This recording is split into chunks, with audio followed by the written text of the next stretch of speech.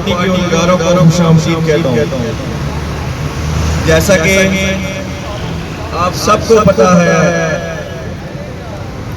اسرائیل امریکہ کی ناجائز اولاد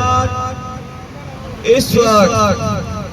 پورے مشرق وسطیٰ کو تباہی کے دہانے پہ پہنچا کے ایک جو غیرت مند قوم، غیرت مند ملک ایران پیش کرتی ہوں آپ کے جذبہ مسلم ملک پہ جو ہمیشہ سے فلسطینیوں کے ساتھ کھلے عام کھڑا رہا ہے، اس نے وہ فحش ستار بنارس صاحب اور پاکستان عوامی قوت کی ہماری دنیا کو یہ بتا دینا چاہتے ہیں کہ مسلمان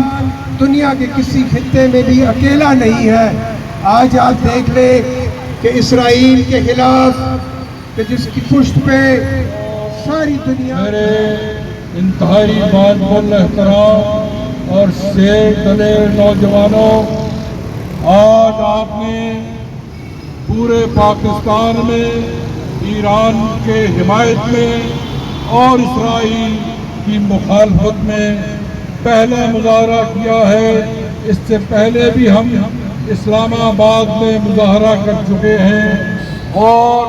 ابھی تو کچھ ہی دن ہوئے تھے کہ ہمارے فیلڈ مارشل جناب سید عاصم منیر نے کہ وہ 3 گھنٹوں میں پورا ہندوستان کا آسمان ہمارے کنٹرول میں تھا، ہمارے میزائل جا رہے تھے، ہم مقبوضہ کشمیر کی چوکیاں فتح کر رہے تھے۔ اور آپ کو میں بتاتا چلوں کہ ہم نے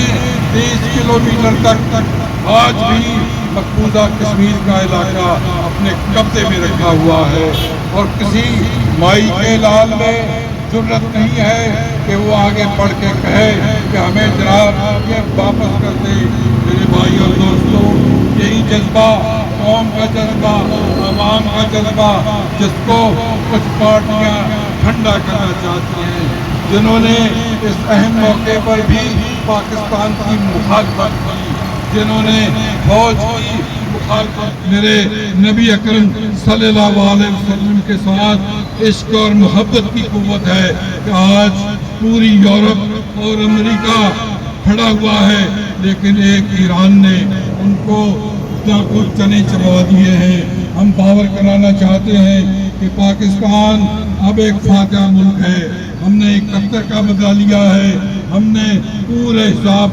برابر کر دیے ہیں اور ہم آج ایران کے ساتھ کھڑے ہیں۔ اگر اس کی کوئی علاقائی یکجہتی کو نقصان پہنچا، اگر وہاں پر کوئی ایٹمی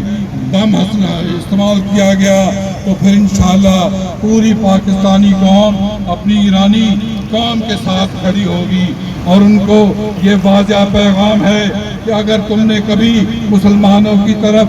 جرت کی، آنکھ اٹھانے کی جرت کی، تو پھر تمہارا نام بھی نہیں ہوگا اور تم راکھ کا ڈھیر بن جاؤ گے۔ نعرہ تکبیر، نعرہ رسالت، نعرہ رسالت، نعرہ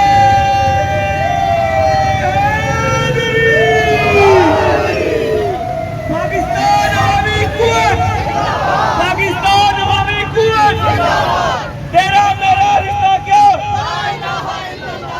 جان نثار، پاکستان، پاکستان، پاکستان عوامی قوت۔ بہت شکریہ جی۔